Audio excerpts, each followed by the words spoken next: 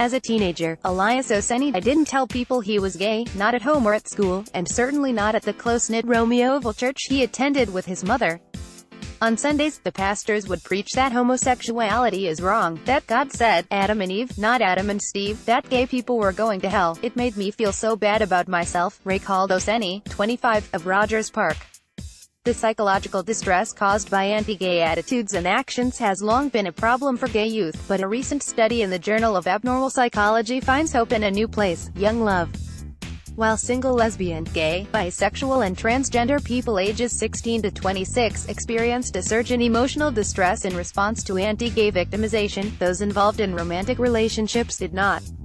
That's a really new finding, said study co-author Brian Mustansky, a professor of medical social sciences and psychology at Northwestern University's Feinberg School of Medicine. Over the last 15 years, we've studied a lot of different social relationships in LGBT youth.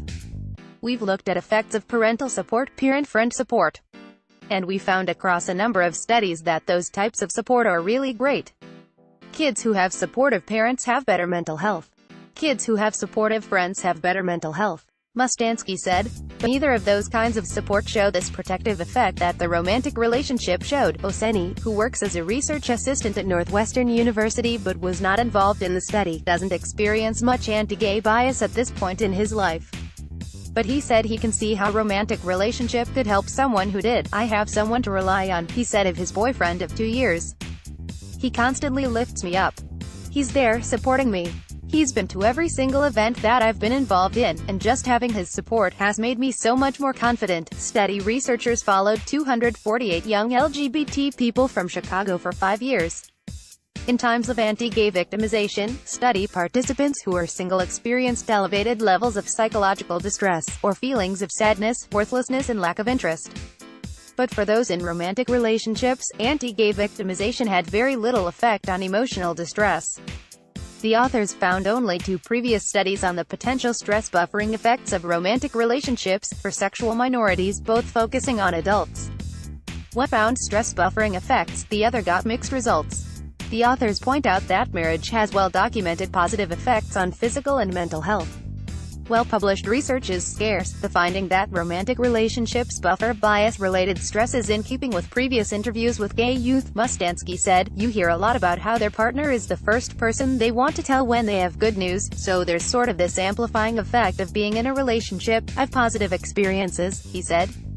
But also their partner is sometimes the first person they go to when they have bad news or a bad experience they're trying to navigate. And Schoenberg at ChicagoTribune.com, Twitter at @Schoenberg dating. While queer black Chicagoans talk about isolation, lack of safe spaces where they can explore identity, gay men increasingly turn to surrogates to have babies. Gay rights advocates want Illinois schools to be required to teach LGBT history.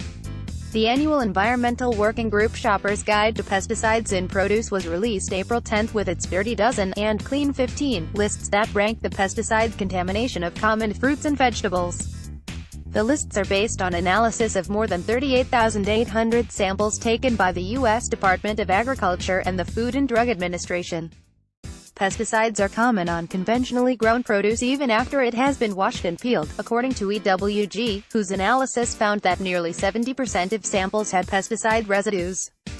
This year, hot peppers were included on the Dirty Dozen Plus list. While they don't make EWG's traditional ranking criteria, nearly 3/4 of samples contained pesticide residues.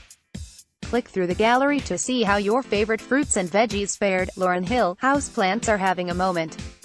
Not that they ever went out of style, per se, but thanks to millennials, home greenery is back with a vengeance. And we're not talking about your grandma's ferns. From whimsical air plants to vertical succulent walls, we've rounded up 10 houseplant ideas that will beautify your space and clean your air to boot.